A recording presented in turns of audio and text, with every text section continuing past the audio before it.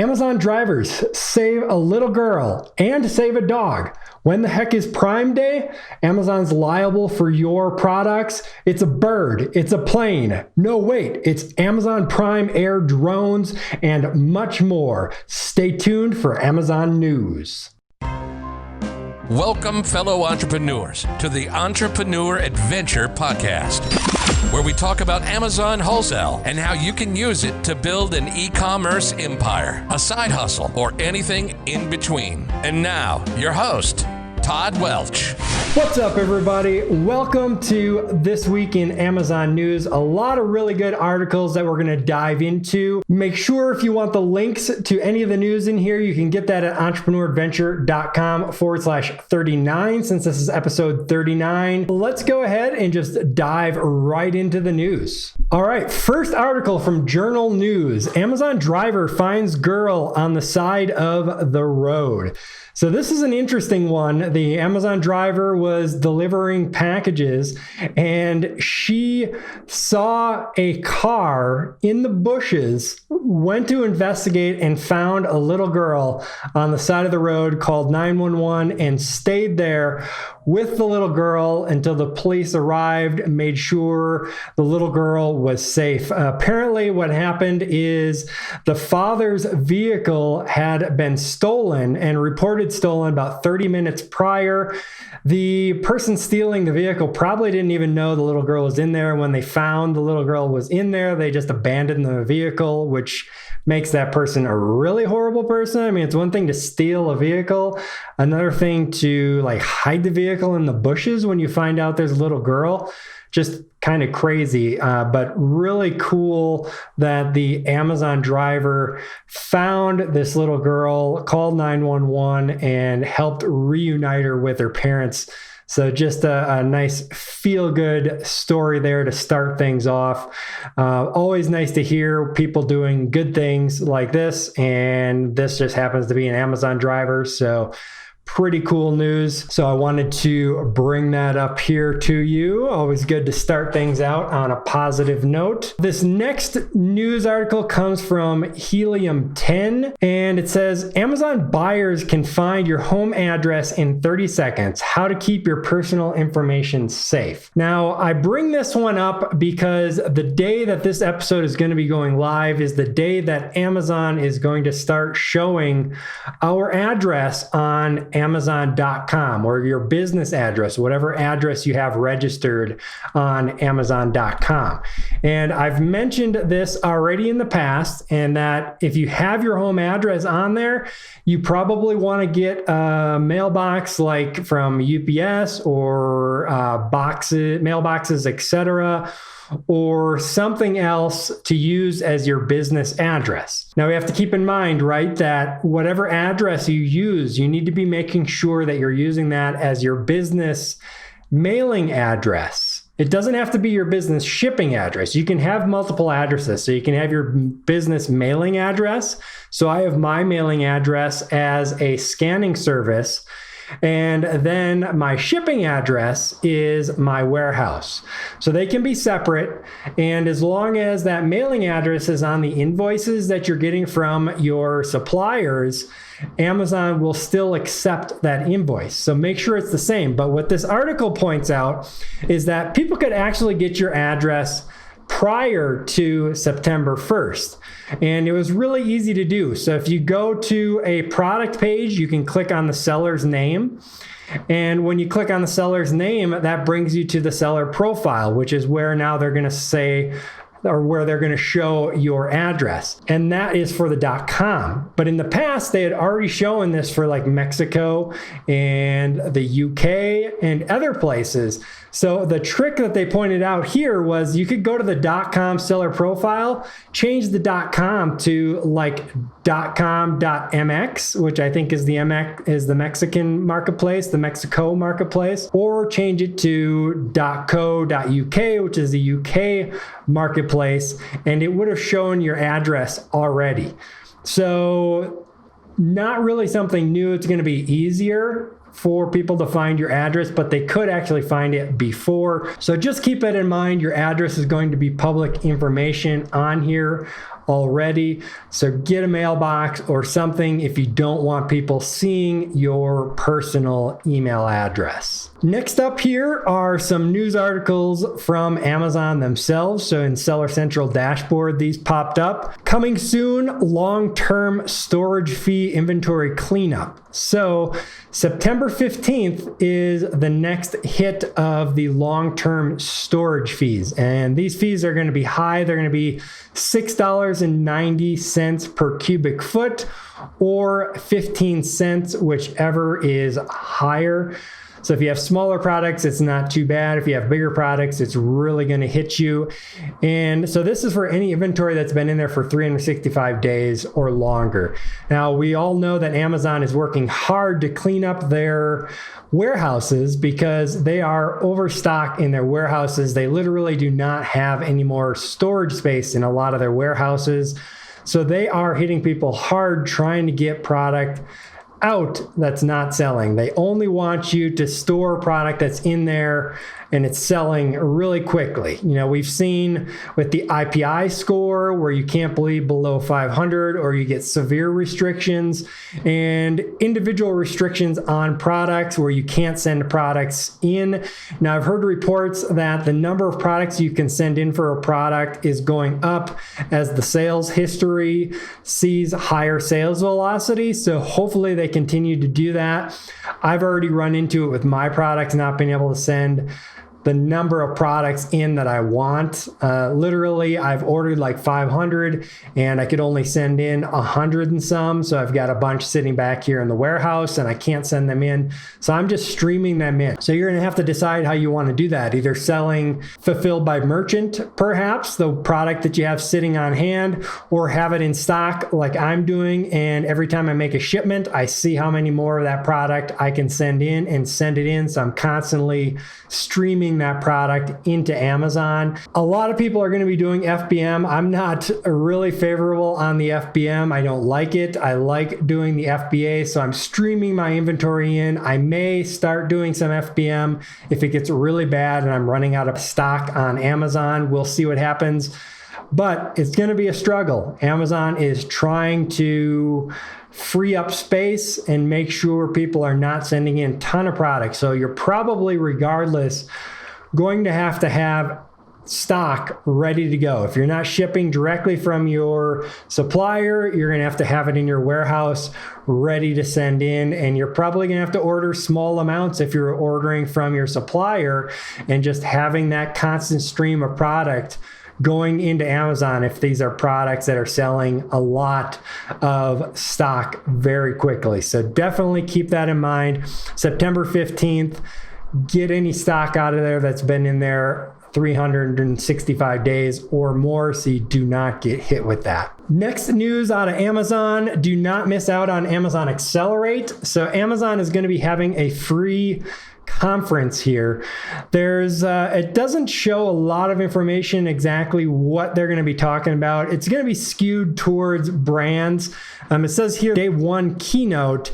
The event will kick off with a fireside chat with Jeff Wilke, CEO, Worldwide Consumer. So that might be a little bit more information about selling internationally is going to be my guess. So if you're interested in that, you can definitely check that out. Now, it says we will cover 3 main topics during the event: building your business toolkit, discovering what's new, getting ready for peak. So probably good information for wholesale. The day 2, though, is going to be Christine Bucamp, president of Amazon Fashion, will share how to build a standout brand on Amazon.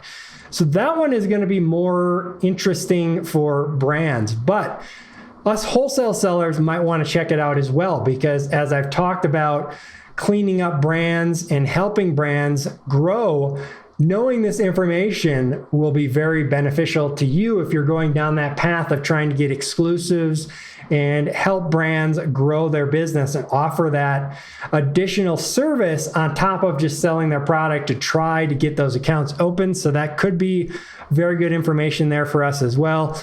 Day 3, Devesh Mishra, the VP Worldwide Supply Chain, will discuss the state of our operations and roadmap for FBA. So that is probably going to be really good information as far as managing your stock and supply and how Amazon is doing storing all this product and shipping it out and how they are trying to upgrade their facilities.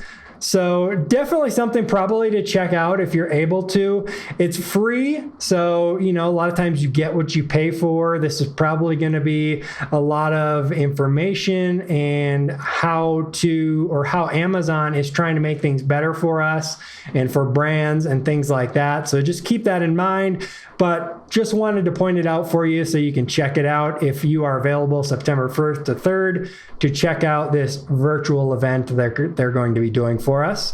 And I'll put links to the virtual event in the show notes so you can click over there and definitely check out Amazon Accelerate. If you want to just go right there, it's register.amazonaccelerate.com to find out more information. The next news coming out of Amazon is that they have this nice new tool for improving the quality of our listings. So they're calling it the Listing Quality Dashboard. And if you head on over to it, you will see all of your listings that they recommend improvements for, and they actually show the information that they're recommending you fill out. In the previous episode, I talked about how we can go about finding gold on Amazon, right? These listings that are collecting dust. Buy the products, bring them into Amazon, maybe be the first FBA seller, clean up the listing, taking nice pictures, the bullets, the title, the description, and all that great stuff. So this kind of goes right into that as well. If you're looking at improving listings, you can come on over to the Listing Quality Dashboard and find additional things that Amazon is recommending that you fix to help get your product in front of people. More information to get better search results, more information for the customer. So this goes right in hand with that. And if you did not check that episode out, I highly recommend going back and checking out episode 38, where I talked about finding gold on Amazon and getting these listings all to yourself. And in fact, I'm going to be doing a webinar on this, so you can definitely check that out as well. entrepreneuradventure.com/mine, M-I-N-E, and you can get all the information on that. That's going to be a paid webinar, but I am going to go in depth on how I am getting these products with 75 to 100% ROI and really boosting my bottom line on these products. So definitely check that out, and definitely check out this Listing Quality Dashboard as well.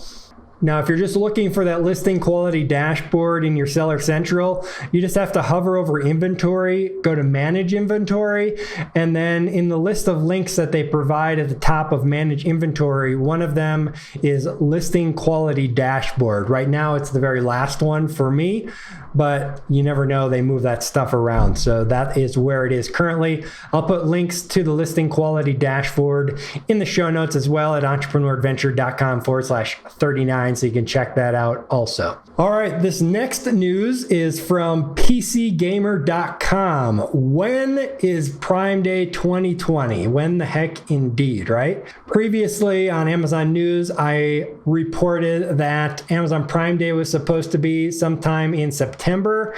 It's looking more and more like that is not going to happen. According to this news article, it's looking like it's going to be in October. As of the recording of this, the Amazon 2020 Prime Day landing page does not have any dates on it really at all. So no information there. But according to a leaked email, supposedly, that PCGamer.com is referencing here, they are looking at October 5th as a possible date, but nothing is solid on this. But really, October is the last month, as they point out in this news article, that they could really do it. After October, then you have Black Friday, Friday, and you're really in the thick of the holiday selling season. And Prime Day is supposed to be a summer selling day. So October is really it. My guess, they would do this in the beginning of October unless something really crazy happens with COVID and coronavirus and all that craziness with riots and everything else that's going on in the United States right now. Let's hope they do it in October 5th. As I've mentioned, Prime Day is a day where you can see your sales literally quadruple or more for doing nothing. Really, that whole week becomes like a high sales week that you can really move a lot of product. Again, it looks like they're pushing it back from September to October. We're still going to want to be prepared for this. Regardless, right now, you want to be expanding the inventory that you're carrying. I mean, I've expanded a lot of my inventory out to 90 days, sometimes even longer. I'm trying to get a business line of credit right now from my bank of up to $100,000 so that I can really stock up for this holiday, because the sales are just going to be insane. They're already insane since coronavirus hit. It's been like holiday season the entire summer, which normally the summer you see sales dip a little bit depending on what category you're in.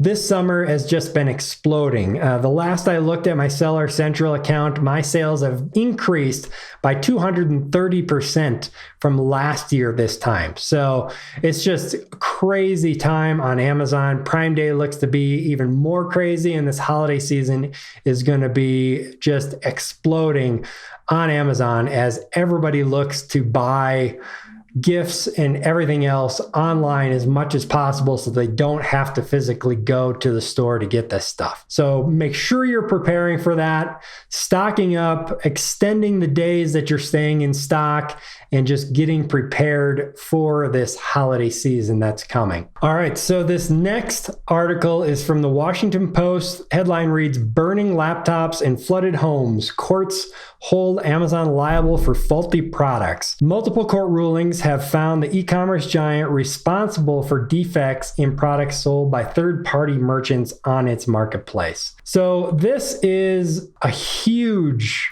news article with major repercussions if these court rulings hold up.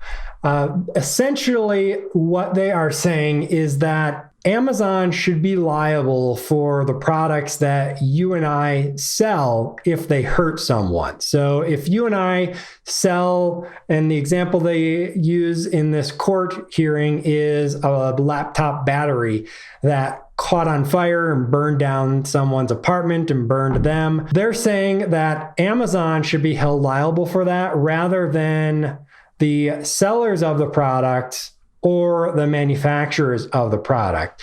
And their reasoning is because the sellers of these products often will disappear. They might be Chinese sellers, so they just leave the US or whatever, and there's no one to hold accountable. So they're saying that Amazon should be held accountable because they're selling the products, which isn't really true, right? Amazon is providing the platform for us to sell the products. So this is going to have major repercussions. So far, it said that there have been court hearings in Texas, Wisconsin, Pennsylvania, and California, where this has been upheld or something similar.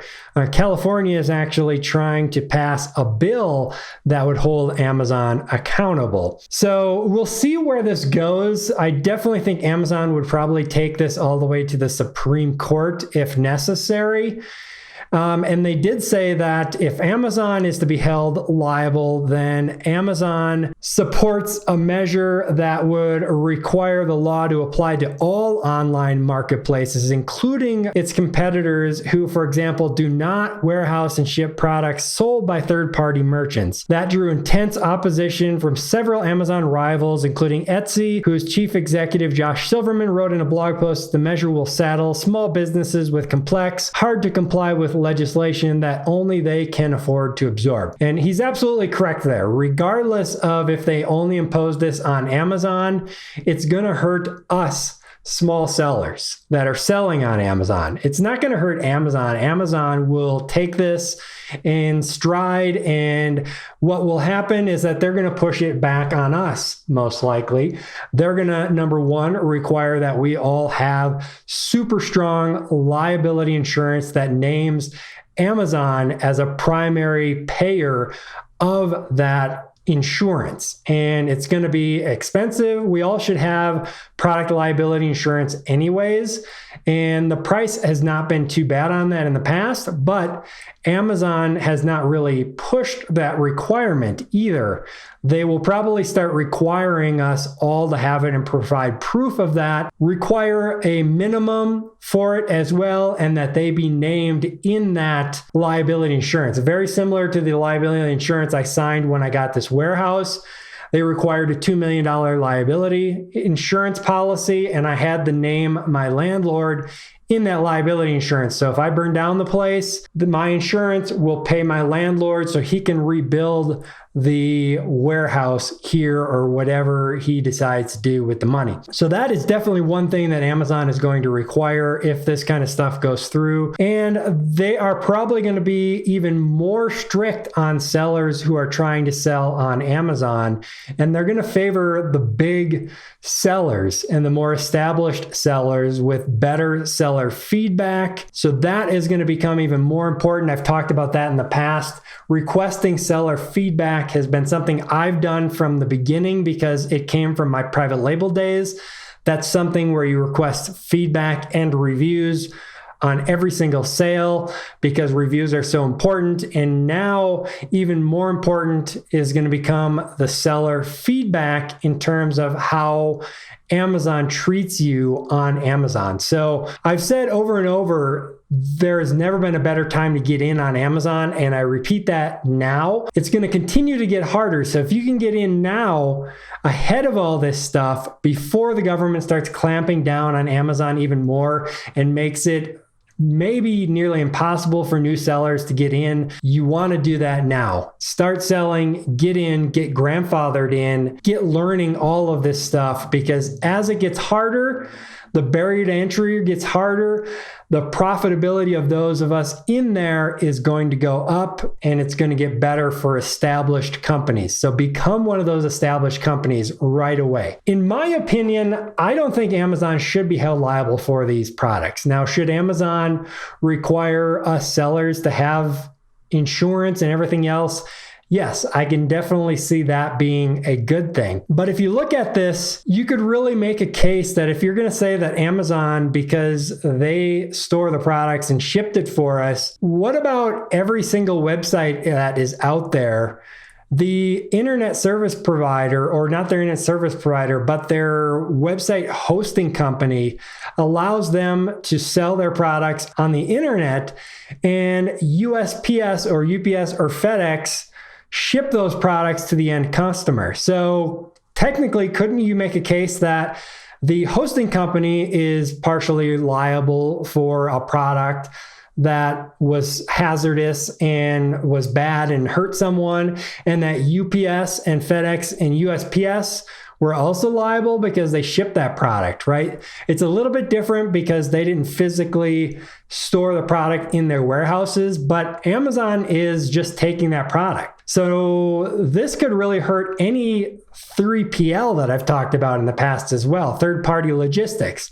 Any company that stores a product for a company, if these lawsuits are upheld, technically could be held liable. So it's going to become a lot harder for any kind of business and a lot more expensive for any business to store their products anywhere that isn't their own warehouse, because that insurance is going to have to go up. The cost of that is going to have to go up. The liability is going to have to go up. Those companies that are storing product are going to have to store or are going to have to charge a lot more to cover all that additional cost and any possible lawsuit that could come back on them. So this is going to have major repercussions throughout retail, throughout any kind of company that stores products, depending on where this goes. So it's going to be a really interesting case to follow. Definitely will probably go to the Supreme Court. And this is one thing that I've talked about in the past, right? About crony capitalism. So what I read there about Amazon saying they actually support this measure as long as it applies to all their rivals as well. Amazon's the monster. And when big business gets in bed with big government and passes laws and regulations claiming to support and help the consumer, of course, it really ends up supporting the big business like Amazon, because then it's almost impossible for a small business to start and compete with these big customers, with these big companies, I should say, because of all of these regulations. So we always have to find that balance between regulations and free markets. I always err on the side of free markets, as I've said in the past. There's always unintended consequences of everything that government does. So we always have to keep that in mind.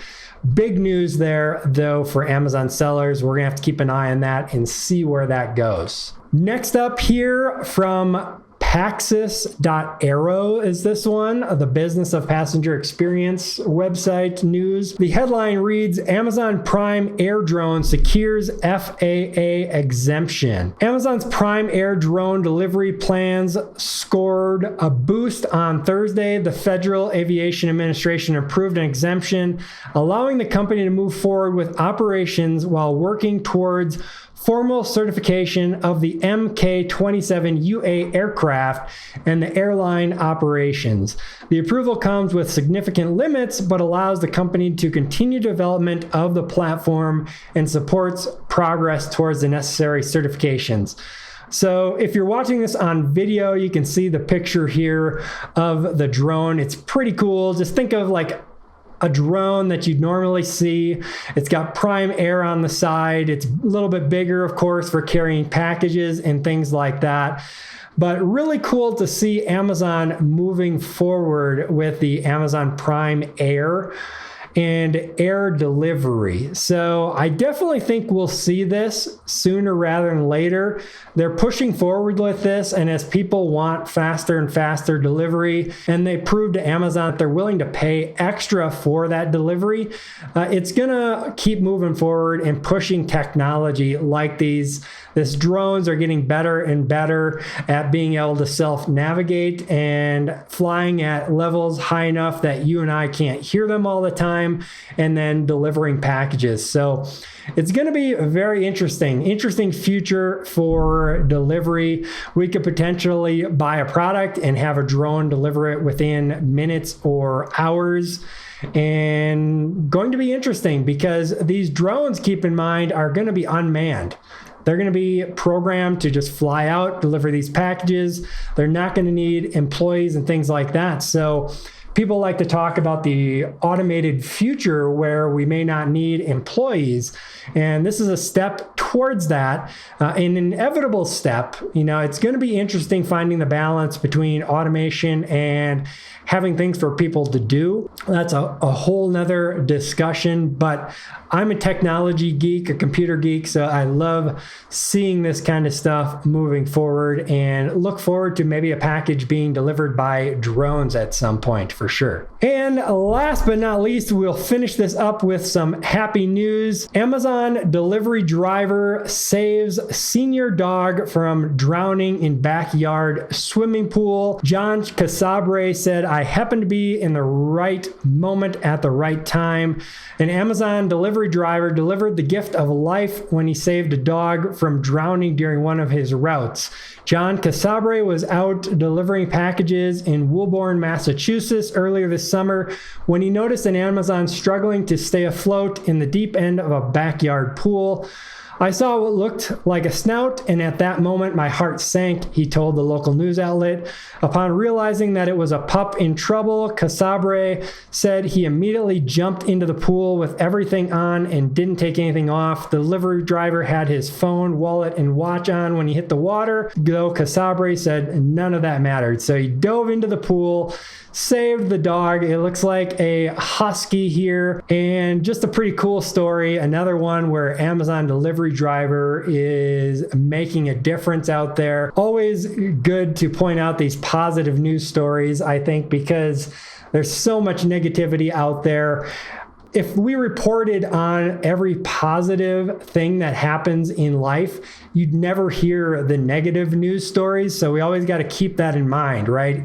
The news is full of constant negativity, especially right now in an election year. If we reported on every positive news story, there wouldn't be time for the negative. So there's so much positive out there, but we only always hear about the negative. So that's why I wanted to bring these to your attention, and a great way to end the news here. So with that, check out the show notes at entrepreneuradventure.com/39.